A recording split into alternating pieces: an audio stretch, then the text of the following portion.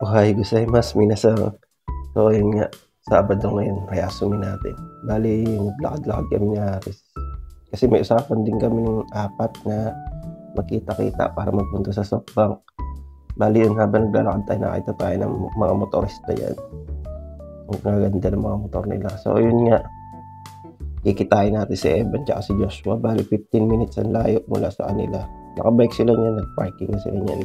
Bali nagpunta kami sa SoftBank para sa isang bagay, yung data. Kasi wala tayong mga data dito sa Japan. Medyo komplikado nga yung maging seryo doon. Kaya nag-food trip muna kami at pinag-isipan muna kung anong gagawin sa susunod. Kasi wala pa talaga tayong ganong pera. Medyo makate pagka kuha ka ng eSIM dito sa Japan. Bagay sa mga ibang TITP, alam na to eh. Sa mga hindi nakakaalam, kailangan mo muna ng bangko. Bali, remittance card yun. Dito sa Japan, hindi pwede yung sa Pilipinas na gamit mo. Ay, pwede rin naman pala basta hindi siya debit card. So, ayun nga, ang presyo ng eSIM dito para magkaroon ka ng data is isang lapad. Bukod sa isang lapad na yun, buwan-buwan kailangan mo siyang hulugan ng 4,000 yen.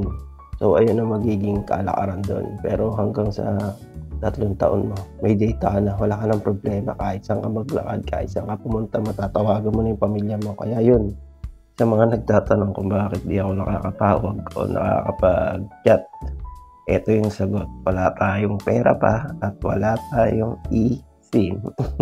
Bali yun, tapos na tayong kumain. Kasama natin si Joshua dyan, nagtitrip siya, vlog daw siya. Kaya binidyohan natin. Bali guys, kung kumain tayo, sulit naman, kaya alam mas masarap pa rin talaga yung KFC sa Pilipinas. Yun lang. So ayun, punta muna tayo dito sa DCM kasi bibili tayo ng unan, magpapasama tayo kay Evan. At saka gala na rin talaga kami kasi yasumi nga natin. So yun, bago tayo pumasok, nagtingin-tingin tayo ng bulaklak dito kasi ang ganda sa mata ng mga bulaklak dito. At si Evan, trip niya rin sana yatang bumili o tamang picture lang siya. Grabe yung ganda ng bulaklak dito kahit napakainit ng panahon. Tignan mo naman. Meron pa tayo dyan gumamela. Ayan. Focus natin, sabi ni Evan. Ang ganda daw kasi. Ayan. Gala-gala muna tayo guys. I-enjoy natin ang sarili natin. Kasi sa Lunes, bugbugan na naman to. Nakita nyo naman sa mga nakarang vlog natin kung gaano ka dikdikan yung trabaho. Kaya kailangan mo rin maglibang. Di ba? Kaya kung gusto mo dito punta sa Japan, yan. Ang payo ko sa'yo para hindi ka boring, maggala-gala ka rin, enjoy mo yung sarili mo. Kaya ito, nagbawas muna kami ng lapad kasi masyado na kami maraming lapad eh. Hindi, joke lang, lang yan, mga kailangan natin sa apato natin para makatulog tayo ng maayos.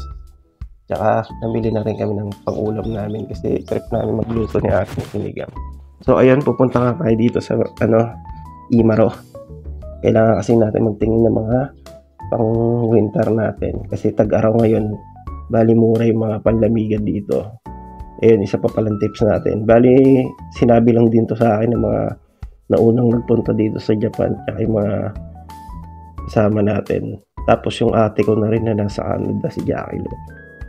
Ito yung sa akin na kung bibili ka ng jacket nga, itapat mo sa summer para medyo mura. So yun nga, grabe ang mumura ng rito. Ayun, partner na yan, tingin mo naman 2,000 yen lang po yan. Napakamura niyan. So ayun nga, bago pa tayo gumastos doon, dito muna tayo, mag-ikot muna tayo. Marami pa palang pagkakalibangan dito. Bali to guys, may tinda sila mga PSP, PlayStation, basta lahat ng mga may hilig sa gadget yan. Titingin-tingin nga si Aris dyan kasi balak niya yatang bilhin yung anak niya ng PlayStation or basta, yun na yun, hindi natin alam eh. So ituturo ko muna kayo dito guys. Bali dito guys, nakakatuwa dito. Tambayan ng mga hapon to. Meron dyang mga box na soft drink, soda o pagkain na pag sinungkit mo, may iuwi mo yun, isang box yun. 100 yen lang hinuhulog dyan. So bali ito nga yung mga kung gusto nyo maglaro ng PlayStation yan. Etong malupit, may nakita si Joshua, sabi niya, dito yung lahat ng brand ng mga Adidas, Nike. Pero medyo makakatay kasi nasa loob, medyo iba yata yung presyo. So ayun, ito na ang hinahanap ng tropa ko si Jefferson Villegas. Shout out sa'yo, ingat sa'yo palagi dyan pre. Tsaka si Showwill, naalala ko si Showwill Miller. Shout out din sa'yo. yan yung mga tropa natin na mahihilig sa action figure. So ayun nga, binidyohan natin yung mga Gundam. Ang dami niyan. So kung gusto nyo magpabili, chat nyo lang ako. At syempre, magpapadala rin yan yung pera, di ba? Basic na lang yan, may uwi natin yan. Name your price. Totoo lang, mahilig din naman tayo sa mga ganyan. Action figure. Kaya lang, di pa tayo nagkakaroon ng maraming pera. O kung tawagin dito sa Japan, o Wachi. Kailangan mo na natin magkaroon ng maraming pera para makabili niyan. Tsaka hindi naman tayo talaga toy collector. Mahilig lang tayo sa anime na One Piece. Tsaka yan, Dragon Balls. Naalala ko tuloy noon nung nanonood kami niyan dati nung bata pa kami. Kaya inood lang ako sa bintana nila Ate Lilay noon. Shoutout sa'yo Ate Lilay, yung kapitbahay namin mabait. Laging bukas yung bintana nila para sa mga nanonood. Kung batang 90s ka, alam mo yung pakiramdam na yun, yung nagmamadali kang umuwi sa school para lang manood ng mga anime, di ba? So ito na nga, nagdilang anghel na tayo. Nakakita na tayo ng mga One Piece action figure. Angas niyan, pre. At medyo mura siya. Talagang abot kaya lang. Kaya lang hindi natin pa-intention mamili niyan.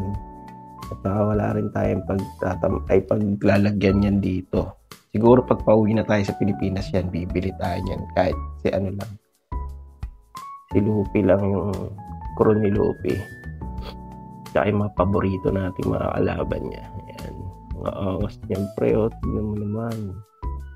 Nandiyan si Shanks, nandiyan si Boa Hancock, nandiyan si Nami, si Chopper, si Ace. Yan, kompleto yan dyan. Pag mahihilig talaga kayo sa One Piece, mga nanonood ng One Piece yan, sigurado gigil kayo magpabili nito. Ang sarap i-display sa yan, sa kwarto niyan, di ba? Napaka-angas niyan. Dati pa ako nanonood ng One Piece, na totoo lang, siguro pa lang ako yata ng elementary.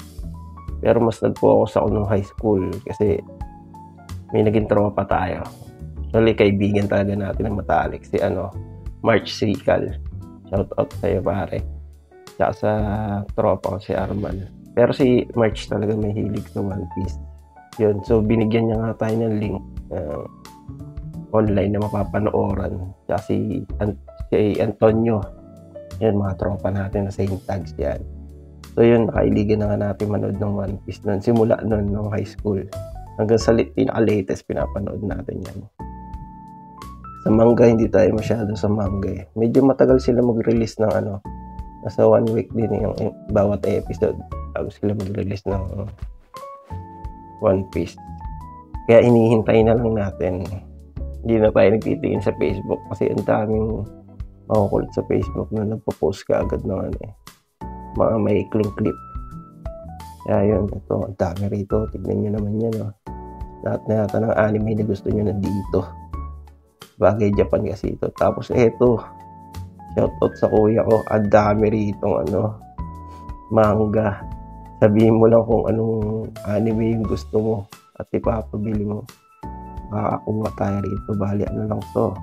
Nasa 10 minutes na lakaran mula sa apato namin. Kaya kung gusto mo magpabili, magpadala ka ng pera. Bibilang kita rito. Ayan, kompleto yan. Dami. Mamimili ka na lang. Ang kuya ko na yun, sobrang addict sa panonood ng anime. Ako po, halos pag uwi niya sa trabaho, putok na agad sa cellphone niya para manood ng anime. Kahit nasa banyo, naliligo, nanonood ng anime, napupuyat na siya sa kaganyan. So ayun guys, fast forward, bali, ito na yung hilig natin, patay na. Kita na natin yung talagang pinakagusto natin gawin. Mag-fishing kasi sa mga hindi nakakaalam dito po sa Ibaraki, halos napapalibutan tayo ng karagatan dito. Kaya, pwede tayong mag-fishing. Kapag nakabayad-bayad na tayo ng mga utang natin, mag-a-assemble na tayo nito. Kaya, shoutout sa iyo, Marlon Troncoso. Tsaka kay, Kuya Ramil, mga tropa nating solid dyan sa Santa Rita. May hilig din mag-fishing na nakakasama natin dati. Nung di pa tayo nakakapunta sa Japan. Ito, tignan mo naman to, pre. Ang daming lure, solid. Andyan yung magagandang pang-casting natin. Kompleto yan. Ultralight, medium light, medium heavy. Tapos ang dami pang sunglasses. Tsaka nga pala si Oday, tsaka si Tonsky. Mga tropa natin sa Intags na mahilig din mag-fishing. Naku po, talaga naman kung gusto nyo bumuo ng isang setup na maganda, dito na talaga. Mahihilo ka sa sobrang dami ng magagandang rito. Ayun pa yung mga reel natin. Tingnan mo nga sa mga reel dyan, no? Deng. Pero syempre, kung gusto mo ng magandang setup, gagastos ka naman din dyan. Ayan, Shimano yan, no? Parang sa bike lang. Kung gusto mo ng mga Shimano na parts, kailangan mong gumastos na malaki. Pero okay na tayo sa mga lang, panglibangan lang. Pwede na yan. At pa meron tayo mga worm dyan, pang quick retrieve natin para sa mga may hilig na at saka tamad na bumili ng hipon kasi ang mahal din ng hipon. Maraming lure dito at saka mga uod na pwede yung pagalaw-galawin pagka hinagis nyo. Ayan, heavy duty yan. Ito pinakamahangas, gusto ko rin to kaya hindi ko pa alam gamitin yan. Dito lang tayo sa mga ganyan, mga common lang. Yan. Hindi pala nakakaalam, hilig natin sa Pilipinas yan noon. Sabi nila pang mayaman lang yung trip na to, hindi kalokohan yun. Kung hilig mo, pag-tripan mo, yung day off mo, mag-fishing ka, kahit nagagalit na yung asawa mo, pero wala tayo asawa, mag-fishing ka, libangan mo yan, trip mo yan, yan lang mga pagpapawi ng pagod mo papay-stress ka pa ba?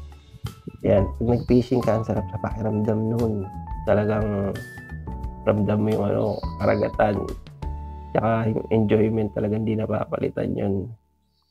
Ang sarap, kahit wala ka nahuli, madalas mo alam ni Marlon yan yung tipong 3 oras kang mahagis tapos isa pa lang huli mo, ang kati sa ulo talaga, pero pag nakahuli ka naman, ang sarap sa pakiramdam rin talaga kaya ma-addict ka rin ito sa trip na to So ayun nga, lumabas na ako. Pagkalabas ko dyan, hinarang ako ni Evan, sabi niya tumesting ka, hinilunggan niya. Ayan, isang box nga yung target natin na soda. Muntik-muntikan na guys, napatalon ako sa inis dyan Konti-konti na lang makukuha ko na sana tutok-tutok na yung tipong, 0.10 na lang yata yun. So yun nga, umuwi na kami. Nagawa naman na natin, gusto natin, nakapaglibang na tayo. Bali na yan, 6:00 na ng gabi. So yun, tumambay muna sila sa bahay habang ako nagluluto. Kaya lang, sayang hindi na sila dito kumain kasi gabi na rin, malayo pa yung pato nila. Tsaka hindi pa nila sa ulado yung lugar. Kaya yun, shoutout sa Evan tsaka Joshua. Salamat sa konting trip. Ito, luto muna tayo ng sinigang. Napakasarap niya. Food trip tayo guys. Bali, ito ang agency natin at ang school natin. Mga tao kailangan yung hanapin para makapunta kayo dito sa Japan. Mata ni Jikai Made Sayonara Sostigo Sityo Arigatou gozaimashita.